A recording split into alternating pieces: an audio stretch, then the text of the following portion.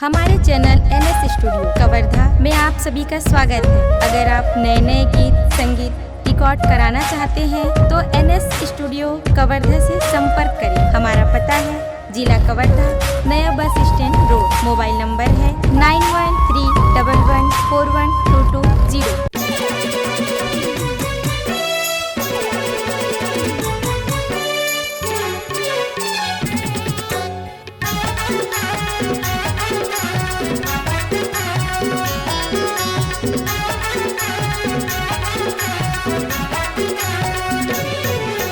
माघ पूर्णिमा भराते रौदा पाट के मेला। माघ पूर्णिमा भराते रौदा पाट के मेला। संगी सहेलीला झंटैला बे आबे गोरी वो अकेला। संगी सहेलीला झंटैला बे आबे गोरी वो अकेला। संगी सहेली तैयार होके कैसे आऊं मैं अकेला। संगी सहेली तैयार होके कैसे आऊं मैं अकेला। बात विचार ल नहीं मानस रे तोरा हवस्ते अलबेला। बात विचार ल नहीं मानस रे तोरा हवस्ते अलबेला।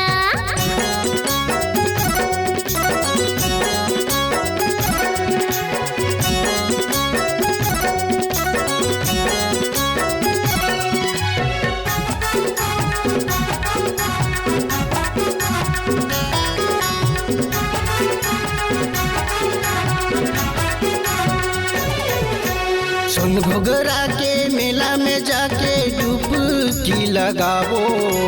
लंगा कनार के शिव मंदिर में नारियल ढेला चढ़ावो।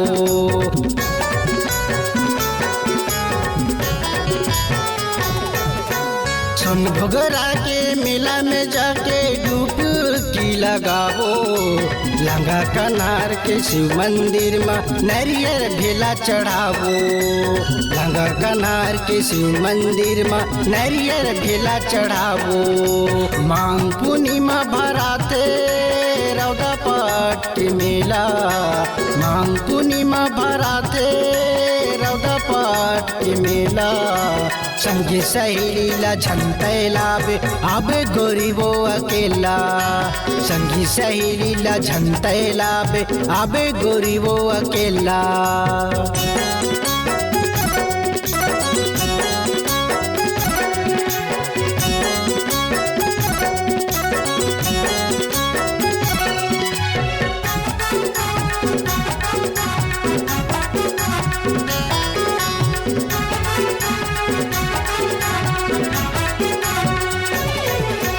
दूर दराज गाँव शहर ले मनखे मनखे मन आथे। फूल पान नरियर लेके मन के मनौती मनाथे।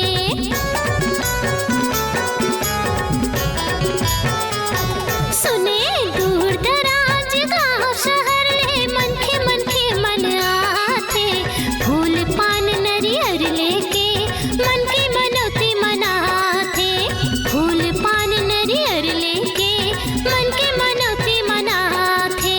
माघ पूर्णिमा भराते रौदा पाट के मेला।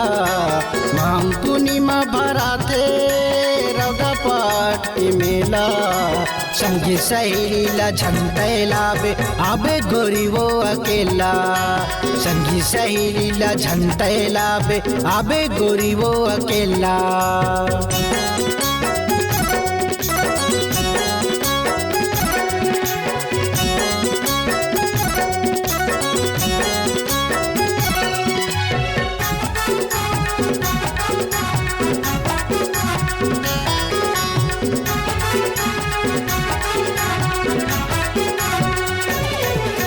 बंटी भैया ला फोटो खिंचावो ले देहू नो लख्या हार वो। संगे मतोला मेला घुमाऊ झन हो बेतै नाराज वो।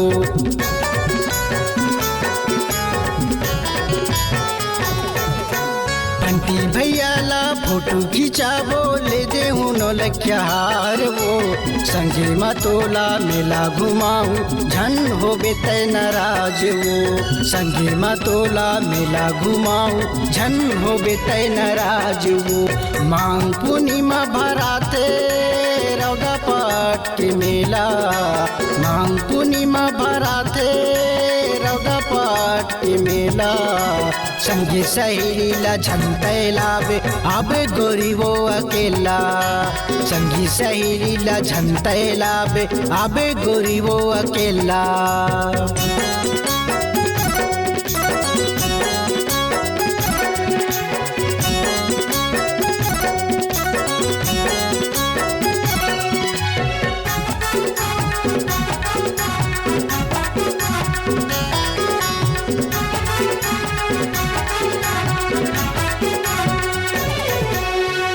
किस्म के पेड़ा मिठाई ले लेबो केला संगी साथी संग नहीं जाओ और जाऊं तोरे संग केला।